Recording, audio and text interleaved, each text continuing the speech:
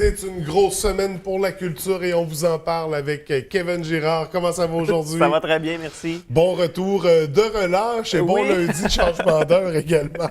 C'est pas facile, ce lundi matin-là. Effectivement. Kevin, je disais grosse semaine parce que c'est le début cette semaine de la 22e édition du Festival Regard. Effectivement, ben oui, c'est le plus gros événement de la semaine, mais c'est un gros événement dans l'année aussi. Hein? Le Festival international du court-métrage au Saguenay, le Festival Regard, qui est un incontournable à chaque année, qui a lieu donc cette semaine du 14 au 18 mars.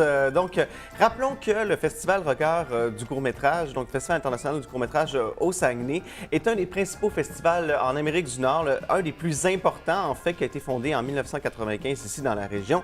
Année après année, c'est près de 200 courts-métrages qu'on va présenter, des courts-métrages québécois, des courts-métrages aussi internationaux. Et c'est une porte d'entrée même pour l'Oscar pour le court-métrage. Donc, c'est pas rien finalement. Donc, dans la région, on a la chance d'avoir ce festival-là. On dit qu'on... Finalement, il y a un volet compétitif au festival. Oui. Il y a une compétition, donc plusieurs séances compétitives où les films vont vont être mis à l'épreuve devant le jury, finalement, où on va avoir à qualifier finalement un grand gagnant de ce festival-là. Mais aussi, c'est plusieurs activités qui sont extra visionnement, extra film. Finalement, on va avoir des cabarets festifs qui sont ouverts à tous les soirs durant le festival Regard. Il y a des projections qui seront faites cette année en plein air, des projets spéciaux aussi. Et aussi, rappelons que, comme c'est le cas de plusieurs festivals dans la région, ben c'est aussi une porte d'entrée pour les professionnels qui peuvent se réunir, discuter ensemble, avoir droit à des formations, avoir droit donc à des ateliers aussi de toutes sortes finalement. C'est donc un panorama sur une cinématographie nationale étrangère vraiment intéressante pour le Québec et pour à l'international finalement. Il y a plusieurs séances que je vous propose donc dans différents lieux. On le sait, le Festival Regard est un peu tentaculaire partout à travers la région. C'est ça qui fait sa beauté. Il est partout cette semaine. Vous allez le voir là, vraiment dans toutes sortes de lieux. Au cinéma Apéro, à la salle François Brassard, au Théâtre Marc National, au Petit Théâtre de l'UQAC et à la salle Orphée. Et quelques événements à surveiller, je vous en nomme quelques-uns, mais vous avez toutes les informations sur festivalregard.com. Allez vraiment sur le site Internet, dans le volet programmation, tout est détaillé. Vous pouvez voir les séances en thématique, le volet compétitif, vous pouvez voir pour les jeunes.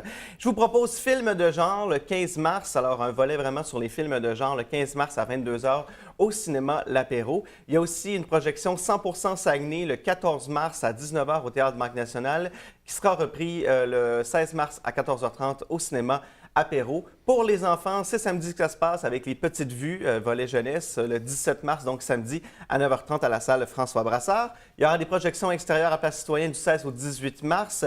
Et finalement, un événement qui est quand même couru et qui est aussi très, très festif et drôle, le Ciné Impro, le 16 et 17 mars à 22h à la Brasserie du Capitaine, où il y a des improvisateurs qui vont s'amuser avec les blockbusters, faire du doublage par-dessus et vraiment avoir beaucoup de plaisir. Donc, c'est un rendez-vous à la Brasserie du Capitaine, festivalregard.com.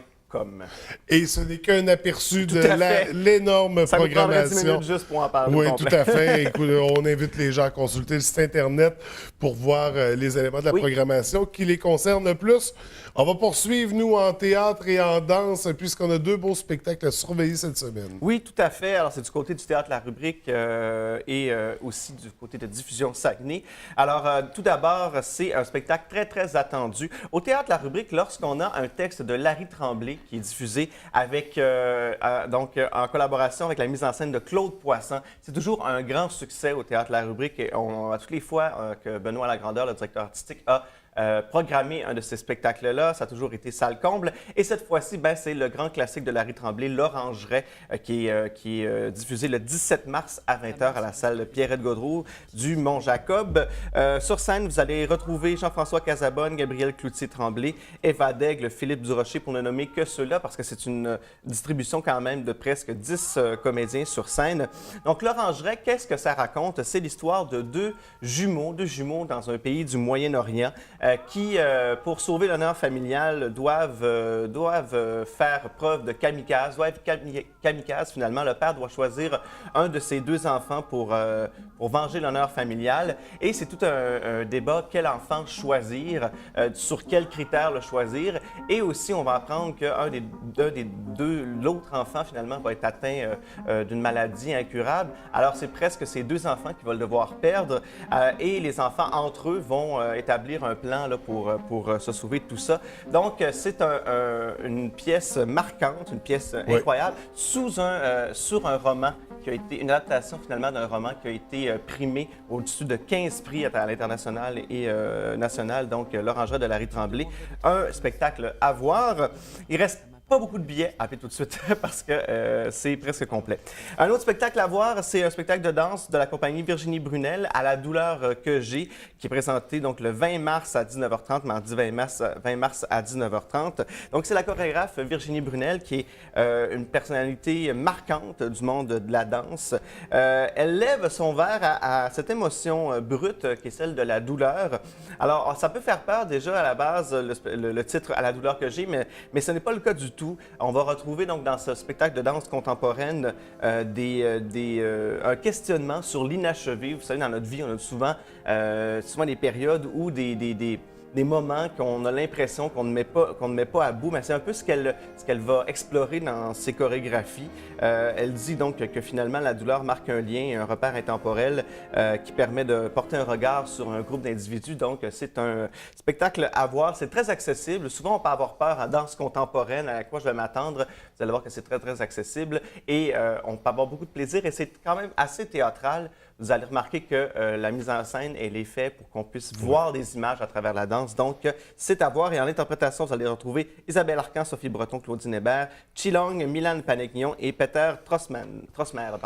Et en terminant ce matin, une belle invitation pour un apéro poétique pour souligner les 25 ans de l'Association professionnelle des écrivains de la Saguenay. Tout à fait. Alors, la PES qui propose un apéro poétique, voilà, le dimanche 18 mars à 16h au Côté Court. Un apéro poétique qui s'appelle Le choix des armes. Alors, c'est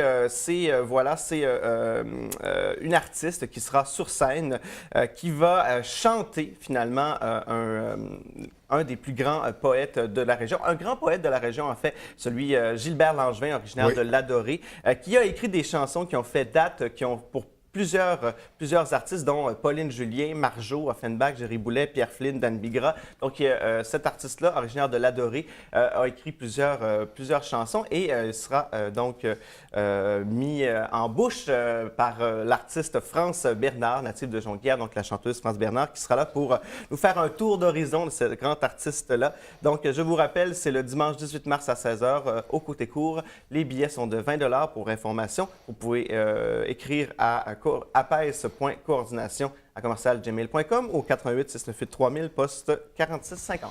Donc, un événement qui souligne le 25e anniversaire de l'association.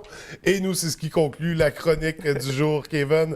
On se retrouve dans 2 semaines. Dans 2 semaines. Merci beaucoup. À très bientôt. Bye.